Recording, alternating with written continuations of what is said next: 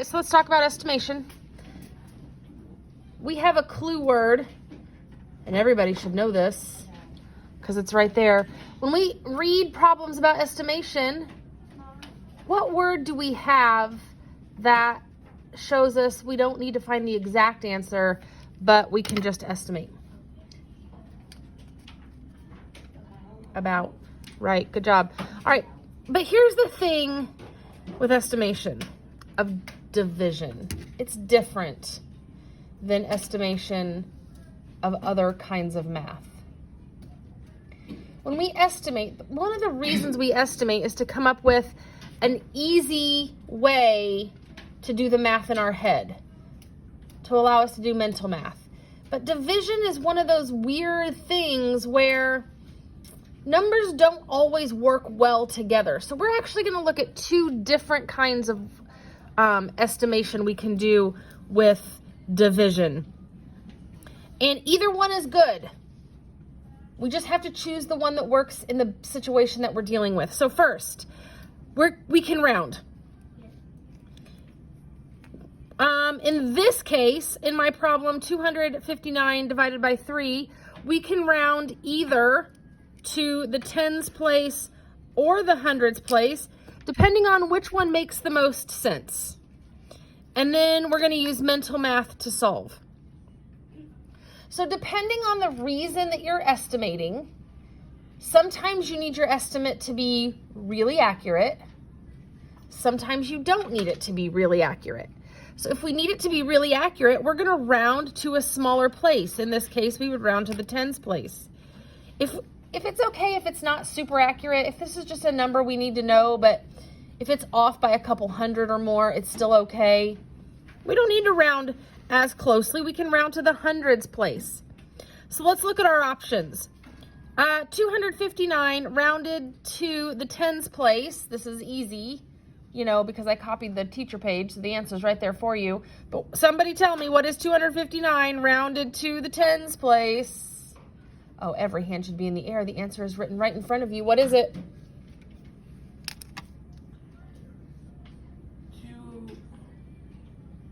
260. Right, 260. So we can decide, can I use mental math to round or to divide 260 divided by 3? Well, okay, so yesterday we did this thing where we were looking for simpler problems. So what would be my simpler problem in this situation here?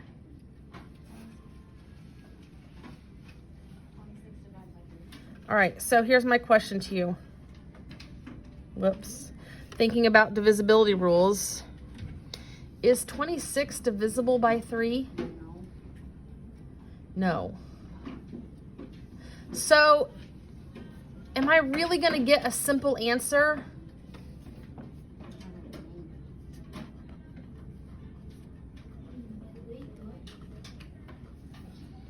I'm not going to get a nice answer for 26 divided by 3 like I do when I'm estimating any other situation. I'm going to get a remainder, and that's not really what I want for estimation.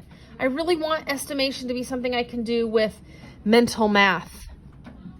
So 26 divided by 3. I cannot use mental math to solve this estimate because I'm going to get a remainder.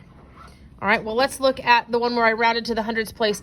What is 259 rounded to the nearest hundreds place? 300, which is already on your paper for you. So now I can ask myself, what is the simpler problem? 300 divided by 3. What simpler problem would I think about in order to do this with mental math? Not times, 3 divided by 3, right? 3 divided by 3, and we all know that one. 3 divided by 3. What's 3 divided by 3? 1. And so then I go back to my problem, and I ask myself, all right, I did 3 divided by 3. How many zeros were left in the problem? 2. So I put those on the end, and my answer is 100. So yes, I can use mental math to solve this one with this estimate. So that's how estimating decimals is different than estimating other kinds of math, addition, subtraction, or multiplication. Because sometimes in division, numbers just don't work together very well. Remember all those divisibility rules we talked about, and you have those notes for divisibility? Yeah, we did that on purpose because I knew this was coming. You want to think about, does this number I've rounded to, does this work well with the other number in the problem? And you may have to choose a different way to round. You may have to round to a different place. Or we can talk about something called compatible numbers, where we're going to kind of throw the rules for rounding out the window. You know, we spent all this time learning these rules for rounding, and now I'm going to be like, just throw them out the window. Who cares? Sometimes we're not going to round according to the rules. Sometimes we're going to look for something called compatible numbers. All right, so this is how this works. When I have a problem like 259 divided by 3, I'm going to replace the divisor. Which one is the divisor? The first one or the second one? Who remembers from yesterday? The second one is the divisor. Let me highlight that so we can. The divisor is the second one, and the dividend is the first one. There we go. Now you can see which is which. All right, so with compatible numbers, we are going to change or replace the divisor and or the dividend, sometimes one, sometimes both, with numbers that are close to the original number, but also work well together. So we saw that 259, we rounded it to 260. That didn't work well. In this case, we rounded it to 300, and that worked really well, but darn it, I changed 259 a lot to round it up to 300. That was a big change. And sometimes I don't want that big of a change. I just want to round with a much more accurate estimation, but I still want one that works well together. And that's where compatible numbers comes into place. So I'm going to think about 259, and instead of rounding that to 260 or to 300, I'm going to pick a number that's close to 259, but also already works well with that 3 divisibility rule. So I know 270, that might work. 7 plus 2 is, oh, that was bad. 7 plus 2 is 9, and if 9 is divisible by 3, so is 270. So that would work nicely with 3. And I know my simple problem would be 27 divided by 3 equals 9.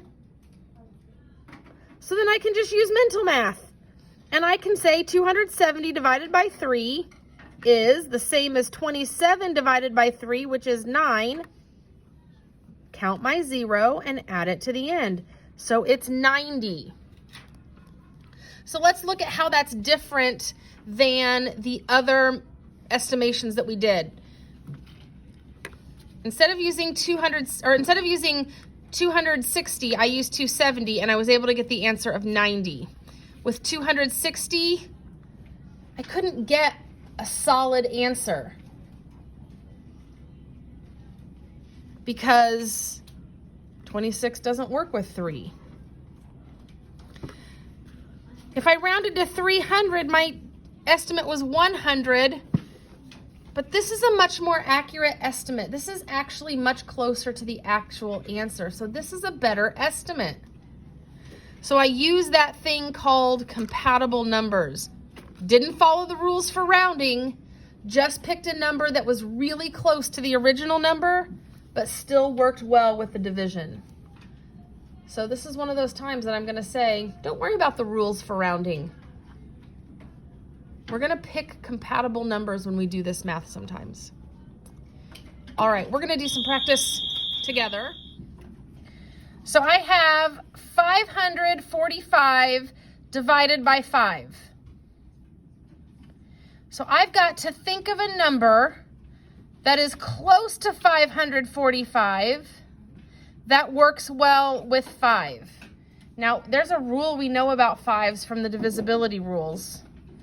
What do numbers that work well with 5 end in? 5 or a 0, right. So what number could I write here that would be close to 545 that will work well with 5?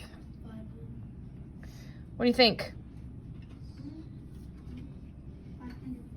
Okay, so we're going to make this 550, which is only 5 away from 545.